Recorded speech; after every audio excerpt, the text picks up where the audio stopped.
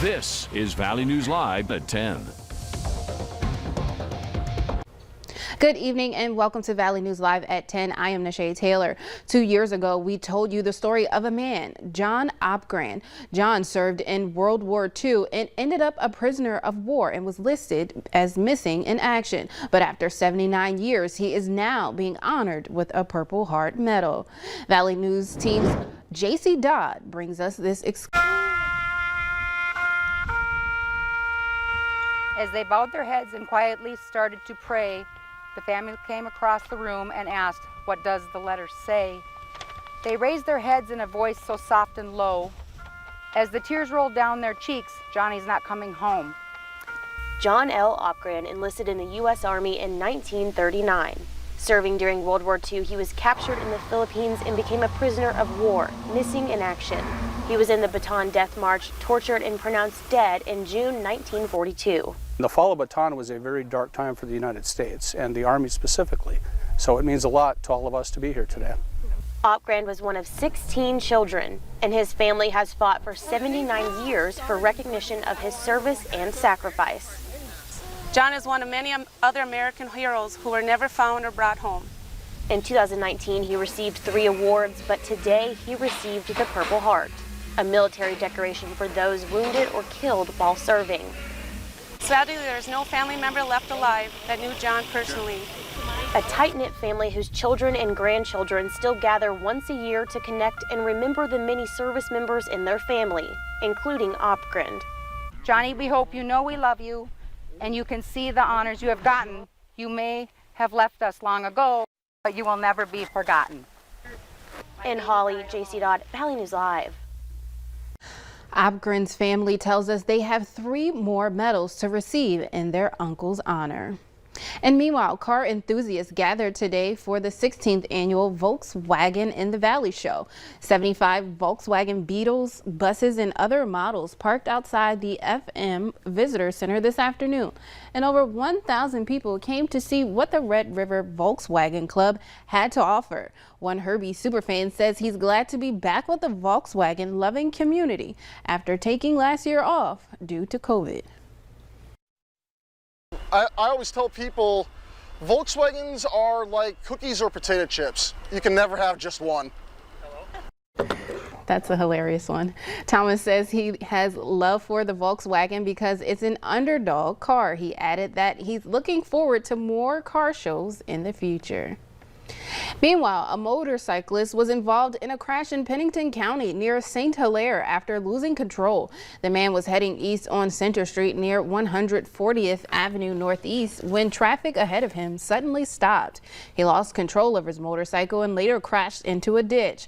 The motorcyclist suffered non-life-threatening injuries. He was treated at an area hospital for the injuries he sustained. And this afternoon, 2 cars collided on I29 near Buxton. According to authorities, the 2 vehicles were heading south on the interstate when one was attempting to pass traffic. That vehicle then hit the trailer being hauled by the other vehicle. The striking vehicle then entered a ditch.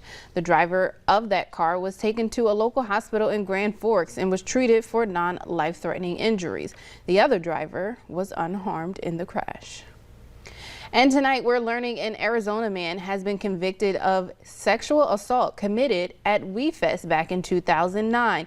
On July 23rd, a Becker County jury found Nick Lemmon guilty in the case. He was charged with 3rd-degree sexual conduct. Lemmon is currently out on bail pending his sentencing scheduled on September 21st. And senators return to the U.S. Capitol for a rare Saturday session as they work on a bill that would spend $1 trillion on infrastructure. And the bill was still in the process of being written today. The plan would increase the nation's spending on such things as roads, bridges, public transportation, airports, and more. Senate Majority Leader Chuck Schumer warned he is prepared to keep senators in Washington for as long as it takes to vote on the bill. Look, I understand that writing the text of a bill of this size is a difficult project. I've been part of many such efforts in the past, but I urge the bipartisan group to finish their work so we can begin the amendment process here on the floor. I have said for weeks that the Senate is going to move forward on both tracks of infrastructure before the beginning of the August recess. Now, after senators vote on the $1 trillion infrastructure bill, Schumer plans to push for a $3.5 trillion bill that focuses on climate change and home care for the elderly and children. Republicans have strongly opposed that bill. And meanwhile, Missouri Congresswoman spent the night on the steps of the U.S. Capitol to persuade Congress to extend the ban on evictions that expires tonight. Representative Cori Bush tweeted that many of her Democratic colleagues chose to go on vacation early on Friday rather than staying to vote to keep people in their homes. Bush says in the past she was evicted 3 times and was forced to live in her car with her 2 children. And now she fears millions of Americans are at risk of being evicted as they are behind on their rent. The night was, it was necessary to continue this awareness because we need our, the powers that be to understand that we're not just going to let this go quietly when the lives of actual people that we're supposed to represent, like actual whole people, like human beings, actually are at risk by this policy decision, or the lack of one. So we're out here. The federal government has relied on states and cities to distribute $46 billion in pandemic rental assistance, but many have struggled to administer their programs. And meanwhile, the Biden administration has sued the governor of Texas to prevent state troopers from stopping vehicles carrying migrants on grounds that they may spread COVID-19. The Justice Department wants a judge to block Governor Greg Abbott's order allowing troopers to stop any vehicle upon reasonable suspicion that provides transportation to migrants.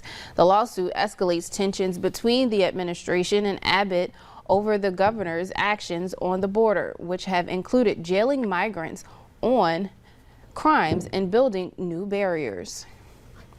Later on Valley News Live at 10, Tokyo Olympics organizers are reporting 24 new COVID-19 cases. But first, Summer's up next to tell us how long the haze is expected to stick around.